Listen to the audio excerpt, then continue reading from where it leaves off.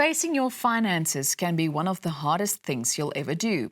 It takes courage to confront debt, change old habits, and take control of your future. But as today's final episode of Santam's Ensure Your Future shows, the most difficult step is often the first one. Maya Fisher-French and Mapalo Marco reflect on the power of taking control and why a little bravery can transform your financial future.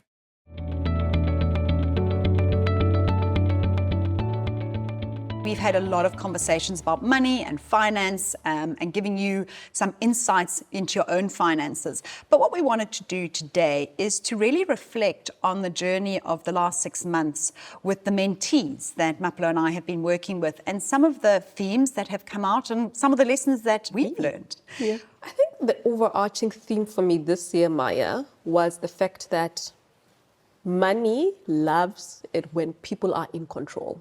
Whether you find yourself in a really difficult financial position or you're on the other side where you do have a little bit of extra, but when you have control and you know exactly what you're doing with your money, it has been one of the most powerful lessons even for myself. So I'll give an example. One of the mentees, when I first spoke to her, she said, I'm under debt review, but I'm here to learn everything else because I know for sure that I'm going to get out of debt review. I know the date on which I would have paid all of my debts. I said, wow, incredible. That was one. She phoned me, I think 2 months ago, and she said, you know what? I'm about to get a promotion. Even before I received that first paycheck, I want to know how to allocate it so that I can get out of debt review much quicker.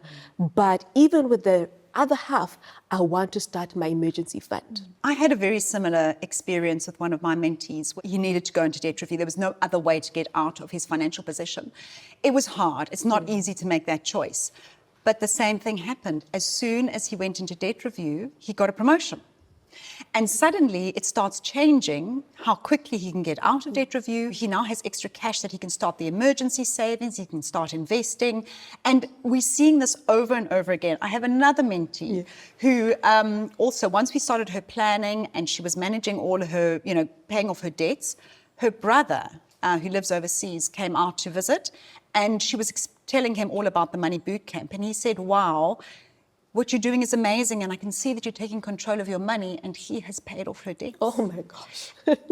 Can you believe it? And he said, because I can see that you're taking control. So yes, when you start to take control, money loves you. Yeah.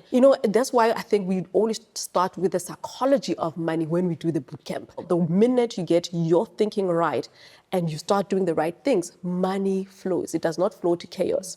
But also, I was thinking about both of these people getting promotions. I wonder if there isn't also an element that you're showing up at work better. Yes. Because now you don't have that stress of financially chaos. You're starting to present at work. Maya, one of the things she said, that before she would go to her employer and ask for, what do you call it, like when you get money beforehand? Yeah, in advance. In advance, yes. And now she says, I don't. But literally, there is something very powerful once you do not live in chaos. That happens even with your money. We're also making this sound easy, and it's not easy. I mean, certainly in my case, with my one mentee had to go into debt review, it took a lot of guts to take that step. So I think we need to talk a little bit about how hard this process is. Oh yeah, I had one mentee, Maya, for the first 2 months. When we had our one-on-one, I would say, okay, send me this stuff. It's always a struggle getting, their benefit statements, their debt statements, all of the financial statements that they have.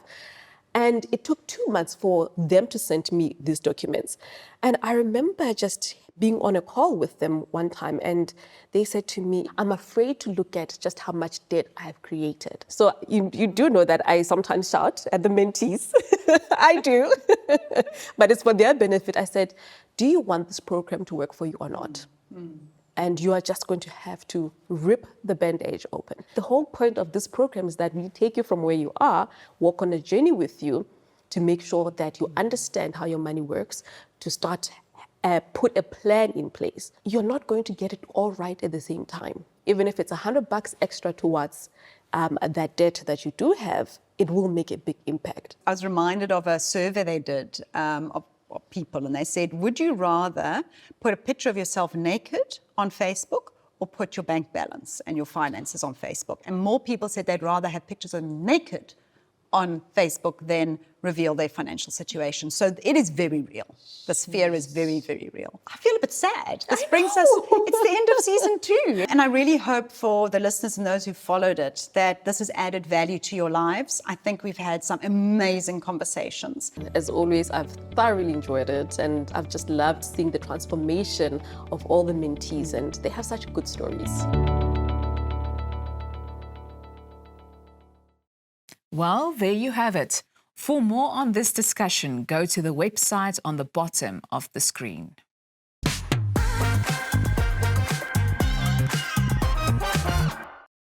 Wanneer laas het jy 'n koejawel geëet? Koejawels is een van Suid-Afrika se voedsaamste vrugte, maar al hoe minder mense koop dit. Nou ja, produsente doen nou 'n beroep op verbruikers om weer koejawels vars en verwerk te ondersteun. Volgende gesels ek met Jacques Jordan, uitvoerende hoof van die Koejawelprodusente Vereniging. Jacques, goeiemôre. Goeiemôre Pieter, ek hoop dit gaan goed by jou in die span. Nee, wat dit gaan baie goed. Jy kan my vanmôre sommer noem Pieter Koen Jawel. Luister nou, koejawels is bekend vir hulle voedingswaarde. Wat maak dit so 'n gesonde vrug? Ja, Jacques, ek dink yes. Ekskuus nee, lyk vir my ons het net so 'n bietjie van 'n delay daarso, maar jy het die vraag ingekry, nê? Geen probleem. Ek dink ons is albei so opgewonde oor die koejawel, ons kan nie wag om te praat daaroor nie. So ek dink koejawels is basies 'n seisonale vrug in Suid-Afrika, hoofsaaklik in die Wes-Kaap geproduseer.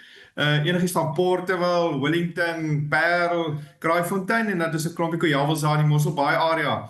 So enigiets van April tot kom ons sê September, Oktober word koejawels gepluk. En dis gewoonlik in die winter. So ek dink hoekom mense koejawels moet eet, verseker is omdat hy seker 3 keer die waarde van Vitamine C van lemoene het. So hy's ongelooflik Vitamine C ryk. So ook yster, is die vrug met die hoogste ysterinhoud. Vesels is ook baie sterk. So is regtig baie goed vir jou gesondheid van babietjies tot ou mense. Tradisioneel het ons altyd die geblikte koejawel Sondag geëet. En dit is seker nog vir ons Suid-Afrikaners een van die lekkerste goeders wat daar is. Die probleem is ons koop net nie, ons dink net nie meer. Ons dink almal snacks, ons wil vinnig net gou 'n plan maak. En ek dink dis waar ons koejawelboere ook 'n beroep doen op ons verbruikers en sê ondersteun ons. Ons is nie noodwendig so 'n groot kommoditeit op die markte nie. Ons het so 515 hektar koejawels, maar dis een van die gesondste supervrugte wat daar is. En terwyl jy op die rak is, kyk na hom, gebruik hom. En daar's verskillende maniere hoe jy kan gebruik. Jy kan hom opsny en vries in die slaaië gooi. Jy kan 'n geblikte koejawel kry en hom vars eet. Ek dink jy vat soos 4% verloor jy van 'n koejawel, so jy kan 'n hele koejawel eet. En ek dink met die kinders en die kleintjies kan jy dit puree ook maak en vries. Jy sien daar's baie meer as wat ons nou net dink aan die Sondagmiddag na ete puddingkie. Maar wat sê is die langtermyn gevolge van hierdie lae aanvraag op hierdie stadium vir die plaaslike produksie en die ekonomiese volhoubaarheid as 'n ou nou sien dat koejawels nie meer so 'n aanvraag is nie?